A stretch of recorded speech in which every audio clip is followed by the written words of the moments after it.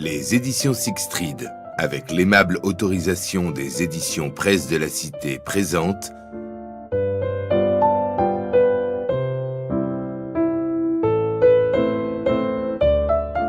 L'oublié de Salpervik, d'Annie de Groot, interprété par Sarah Jalabert.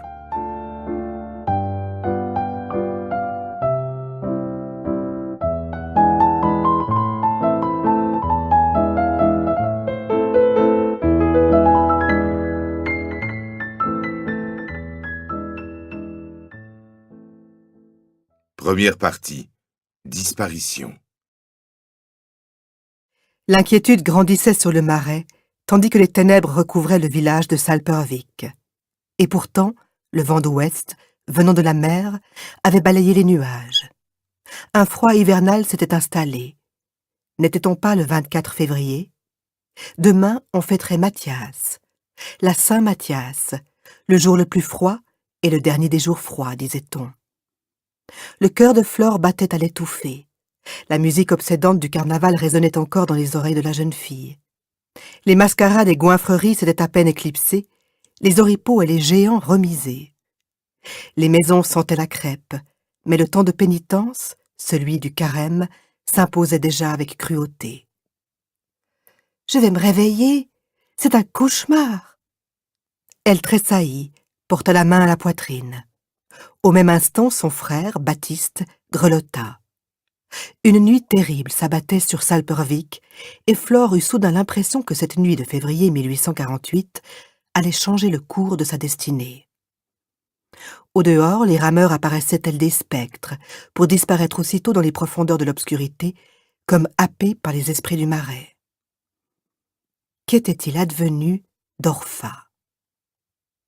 La communauté des jardiniers, des besogneux en bateau, des francs-pêcheurs des environs de Saint-Omer, oui, l'ensemble de ces broucaiers, les habitants des marais, connaissaient et respectaient Orpha Berthelot.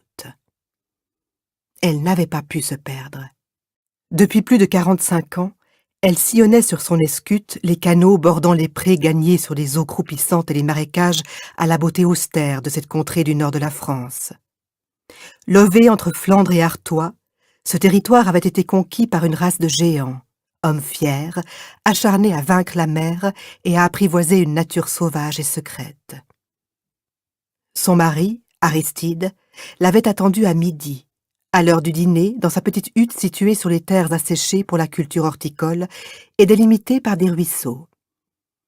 Elle devait les rejoindre, lui et l'un de leurs fils, Quentin, avec un panier de fruits et de la soupe bien chaude.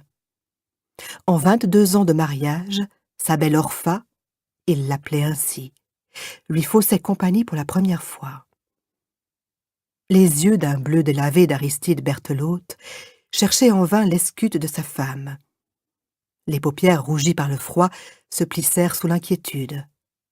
Il ressortit de l'abri pour la guetter. Sa longue silhouette d'homme de 50 ans, son visage maigre, tanné par le grand air, tout en Aristide exprimait la bonté. Il bourra une pipe. Tant pis.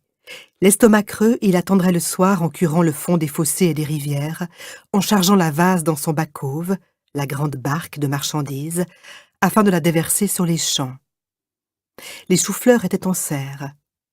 La besogne d'hiver s'avérait moins longue qu'à la belle saison, mais elle était plus ingrate. Il fallait préparer la terre, surveiller les légumes d'hiver comme les poireaux, s'occuper du chanvre pour le tissage et la vannerie, et des cultures de printemps qui alimenteraient les bourgeois de la ville au marché du samedi. Aristide ne craignait pas de s'aventurer de nuit jusqu'à la mer par voie d'eau pour vendre sa production. Du haut de ses 15 ans, son fils Quentin attendait impatiemment les beaux jours pour se lancer, lui aussi, à la conquête de l'inconnu et du monde. En dépit des réticences familiales, il visait plus loin encore.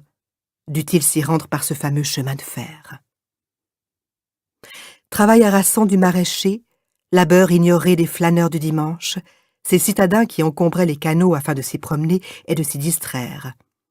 Que pouvaient-ils comprendre à cette lutte titanesque contre des eaux croupissantes et fiévreuses? Aristide était courageux. Le marais, c'était sa vie. sa fierté, celle des descendants de défricheurs.